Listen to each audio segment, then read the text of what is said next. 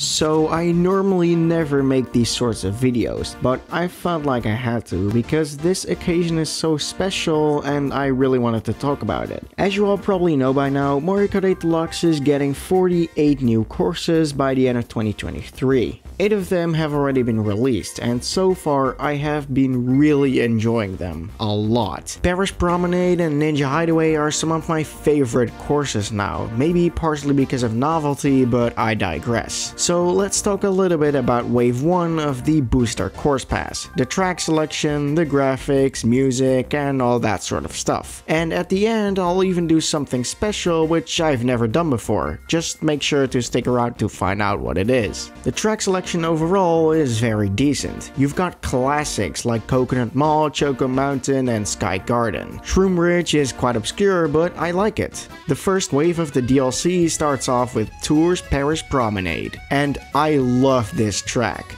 Not only does it look beautiful, but the layout changes for the final lap, essentially making you play the track backwards, which has never been seen before in the entire series besides one occurrence in Mario Kart Double Dash. I have already played this track countless amount of times, and I'm still excited every single time. Driving near the Eiffel Tower and the Arc de Triomphe, it's also magical and fits perfectly with Mario Kart as well. This is a very solid start to the DLC. Moving on to Toad Circuit. Considering it's the first track from Mario Kart 7, it won't be a surprise that it's kinda boring to race on and doesn't really have anything interesting besides this one ramp that occasionally turns into a glider ramp. It's kind of weird that they added this track because we already have quite a bunch of generic tracks already in the game, but it's fine and it's not a bad track at all, just a decent one. Plus I like the giant toad balloons just creepily watching you race. Hey look, we did get a new track. No, just kidding, it's Choco Mountain from Mario Kart 64, but it's almost unrecognizable because of its presentation. This is one of the tracks I'm glad they ported from Tour. It looks absolutely stunning and even got upgraded. The road and the wall have textures now and they look incredible. Just compare this to the N64 version. Yeah, the difference is just speaking for itself. But it's not only graphically enhanced, the track is now partially inside of a cave and the boulders are now actually obstacles instead of just kind of decoration. And ending the Golden Dash Cup with Coconut Mall, and I kind of have mixed feelings about this one. This track was one of the best from the Wii and it finally made its appearance in Mario Kart 8 Deluxe. But somehow Nintendo managed to make it worse than the original. The first change and by far the most noticeable is that the escalators are now just ramps. Personally, this isn't a use issue.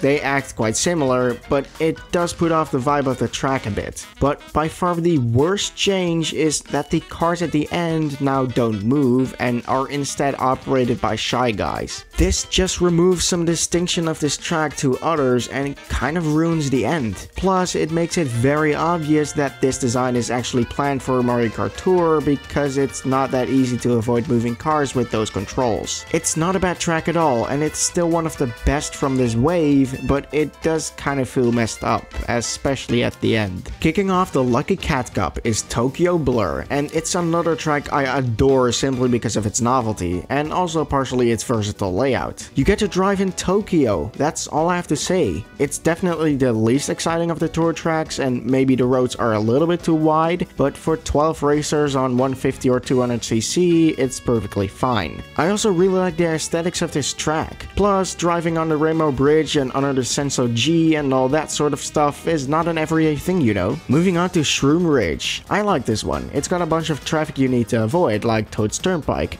but this time the layout is a lot more interesting than basically just a figure 8. Some of the turns are also really misleading. It looks like it's gonna be a simple and straight 90-degree turn, but it ends up being not, and you have to adapt your drift to it, and I like that a lot. It adds a little bit more tension and excitement to the race. Other than that, this track is quite basic, and it's kinda strange they even added this one to the game to begin with, considering not a lot of people seem to remember this track all that well, or remember it even exists to begin with. Next is Sky Garden from Super Circuit, and I'm a bit conflicted with this one. I love this track in both the original and this remake, but something feels a bit off. Playing through the remake a couple of times, I discovered that the layout has been dramatically simplified to the point where it would basically almost become a completely new track if they decided to change the name. Comparing the minimaps to each other, you can see that they cut a lot of corners, quite literally. A lot of turns have been removed for seemingly no reason, and it's actually not this game's fault. It's because it's ported from Mario Kart Tour. Now, from Mario Kart Tour, I understand that they removed some turns here and there because it's a mobile game and it doesn't control that well and the turning just doesn't feel right in that game, but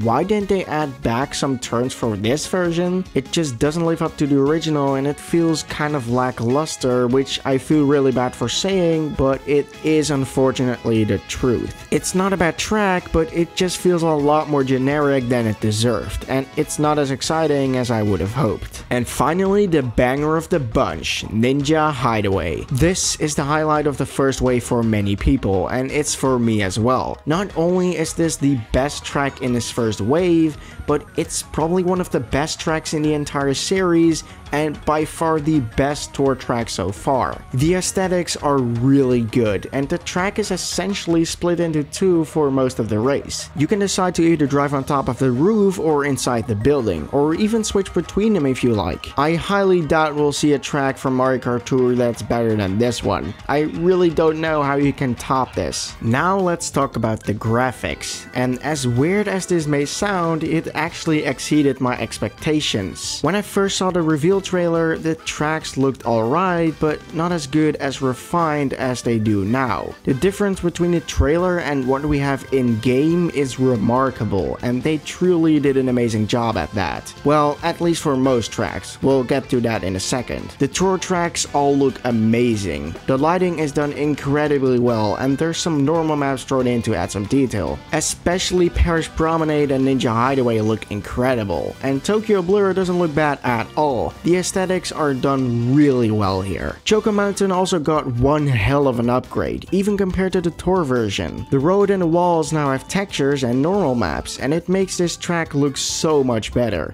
Sky Garden also looks phenomenal. The clouds animate, the huge vines in the background set the vibe perfectly, and overall it's a beautiful track that sets off the exact same majestic vibe as the original. Coconut Mall is another track that just looks really good. It's very shiny and vibrant, maybe a bit too vibrant, but it still looks great. But then we get to Toad Circuit. This track doesn't really look great. The road is very repetitive, the grass and sand have no detail at all, and the entire thing just looks very plasticky and flat. This is probably the worst looking track in the game so far. It just looks off, and not as detailed, but just completely flat. And the same applies to Shroom Ridge. While it's not as bad as Toad Circuit, the road is still really repetitive and the grass has again no detail at all. The environment also doesn't look great. The fog is nice, but the trees look quite low poly and also are scattered across the mountains very weirdly. So overall, the graphics in general are definitely not bad at all. They aren't as good and detailed as the base game's graphics, obviously, but the DLC does show that lighting and aesthetics do really make a huge difference, and it really shows it here.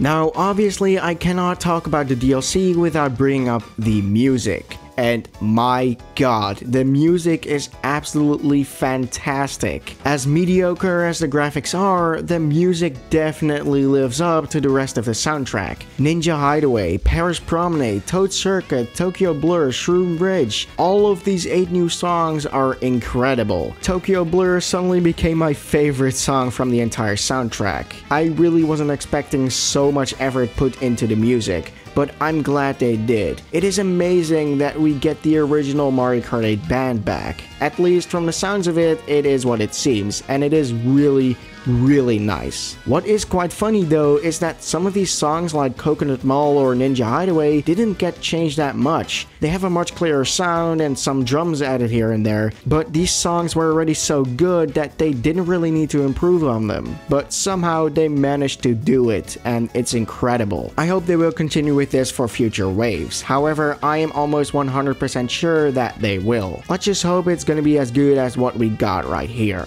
Now, to wrap up this discussion, I thought it would be fun to predict the next 8 courses that might be released in the next wave of the DLC, or at the very least predict 8 courses that will be included in the upcoming 40 courses. I won't really be setting up any guidelines for these predictions, but I think that at least 6 courses will return for Mario Kart Tour just like in Wave 1, and that at least 2 or 3 fan favorite courses will be included, since that is again also the case with this first wave. So let's get started. For the Tournament Cup, I'm predicting Tour's New York Minute, SNES Mario Circuit 1, DS Luigi's Mansion, and Wii's Maple Treeway. New York Minute was the first unique track to Mario Kart Tour, so this would be a perfect opportunity to include it in the DLC. Mario Circuit 1 is a weird pick, but it also makes sense considering it's the first track in the entire series.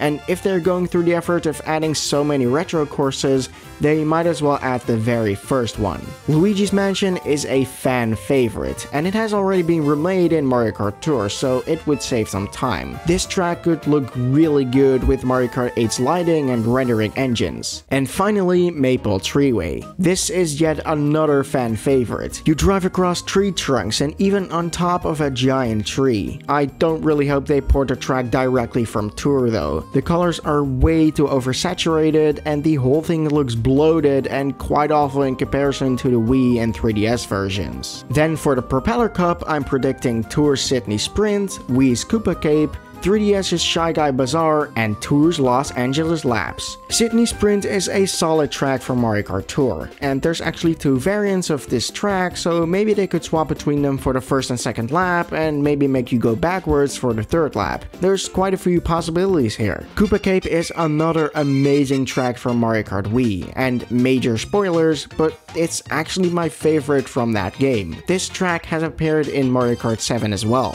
but the Wii version is a lot better because of the tube section. In 7, it has been replaced with just a tube and some water, which is fine, but it's not as exhilarating as having rushing water and electricity. They could even easily add some anti-gravity in this section. Please, Nintendo, don't screw this one up. Shy Guy Bazaar is quite an obscure track, and it's actually been remade in Tour as well. This one looks phenomenal in Mario Kart Tour, but it could still look better. The different paths you can take here are quite cool. This one would be really cool to see make a return. And finally, Los Angeles Laps. This is another solid track from Tour. You drive on a boardwalk, a beach, and a little bit through the city as well. Plus, it has 3 variants, so they could mix these together like they did with Tokyo Blur. This track already looks pretty good in Mario Kart Tour, although I do hope they add some textures to the mountains in the background, because they look quite weird and very flat. But anyway, that was it for this video. It is quite a little bit off topic to my other videos, but I really wanted to make it because I really enjoyed the DLC so far, and I really hope they continue with the amazing work. Plus, the predictions at the end were quite fun to figure out and to talk about. But anyway, I think that's enough for this video. If you enjoyed this video, make sure to leave a like, and please comment if you want these videos for future waves. I'm probably gonna make them either way, but please let me know your opinion. So yeah, thank you for watching, I hope to see you in the next video, and as always,